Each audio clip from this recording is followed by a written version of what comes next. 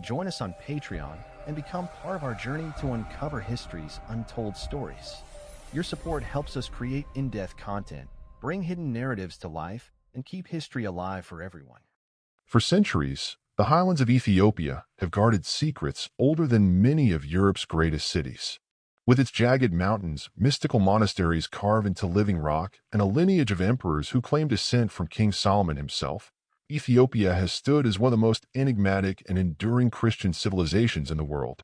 Long before the explorers of Renaissance Europe even dreamed of finding the fabled Prester John, Ethiopia had nurtured a form of Christianity untouched by Roman or Byzantine orthodoxy, yet deeply rooted in ancient tradition. To many in the West, it was a land of both fascination and unease, too familiar to be wholly exotic, too different to be entirely accepted. But to the Vatican, Ethiopia was something even more troubling, a rival. Not in power or wealth necessarily, but in spiritual authority. And that, more than anything, made Ethiopia dangerous. The fear that the Vatican harbored toward Ethiopia was not always born of hostility. At times, it was tinged with hope that perhaps the distant African kingdom might be brought into the Catholic fold. Yet more often, it was colored by anxiety. Anxiety that a Christian kingdom could thrive for centuries without papal approval, that it could claim apostolic legitimacy without Rome's blessing, that it could remain defiantly independent in faith and politics despite the tides of empire, crusade, and colonization. This fear, complex and evolving, shaped centuries of religious diplomacy, missionary endeavors, and cultural misinterpretation. The roots of this apprehension lie deep in antiquity. Christianity arrived in Ethiopia during the 4th century, when King Ezana of Aksum converted to the faith, becoming one of the first monarchs in the world to officially adopt Christianity. This predated the conversion of the Roman Empire by several decades. The Ethiopian Church, which became known as the Ethiopian Orthodox Tewahedo Church, developed in close connection with the Coptic Church of Egypt, not with the Roman papacy. It followed a different theological course after the Council of Chalcedon in 451 AD, rejecting its conclusions and aligning with a Miaphysite position. Thus, while Rome moved toward Chalcedonian orthodoxy, Ethiopia maintained a theology the Vatican deemed heretical.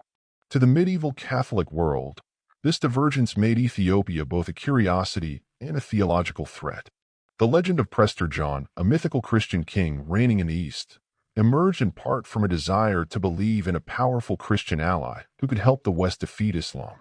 Initially imagined as residing in Central Asia, by the 14th century, European imaginations relocated Prester John to Ethiopia. The association was not arbitrary. It reflected a genuine acknowledgement of Ethiopia's unique status as a non-European Christian kingdom that had survived Islamic expansion and remained politically sovereign. Yet this myth also revealed Europe's discomfort with Ethiopia's theological independence. Prester John was imagined not as a rival, but as a distant cousin waiting to be brought home to Rome. The Vatican's desire to absorb Ethiopia into the Catholic Church grew stronger, especially during the 15th and 16th centuries, when Portuguese explorers made direct contact with the Ethiopian Empire. This era of contact, particularly in the 16th century, marked a turning point. The Portuguese Jesuits, armed with both military aid and missionary zeal, arrived in Ethiopia under the pretext of helping defend the empire against Muslim incursions. While the initial alliance was welcomed, it quickly soured when the missionaries attempted to impose Roman Catholic doctrine on the Ethiopian Church. The Jesuits sought to re-educate the clergy, rewrite liturgical texts, and bring the Ethiopian Church into submission under the Pope. They underestimated the depth of Ethiopian religious identity. In response, the Ethiopian clergy and nobility fiercely resisted what they saw as an existential threat to their ancient traditions. By 1632, the Jesuits were expelled, Catholicism was outlawed, and Ethiopia returned to its Orthodox faith. This humiliation reinforced the Vatican's fear. Not only was Ethiopia doctrinally independent, but was also spiritually resilient, capable of resisting both persuasion and coercion. Beyond theology, there was also a geopolitical dimension to the Vatican's fear. The Ethiopian Empire sat at the strategic crossroads of Africa and the Middle East, with access to Red Sea, trade routes, and proximity to the Holy Land. European powers, including the Vatican-backed Portuguese crown, hoped to secure alliances or dominion over such a vital region. Ethiopia's independence, both politically and religiously, frustrated those ambitions. The Church feared that an autonomous Ethiopian kingdom, potentially allied with rival powers like the Ottomans, could upset the fragile balance of Christian-Muslim relations in the region.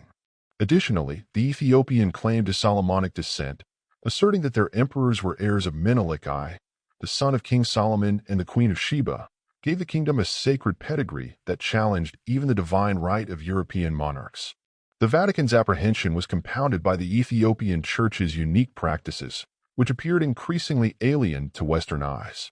The Ethiopian canon of Scripture included books not found in the Catholic Bible, such as the Book of Enoch and Jubilees.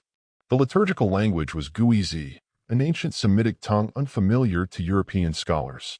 Ethiopian Christianity maintained Jewish practices such as dietary laws, circumcision, and observance of the Sabbath, which the Vatican viewed with deep suspicion, often mistaking them for crypto-Judaism or even heresy.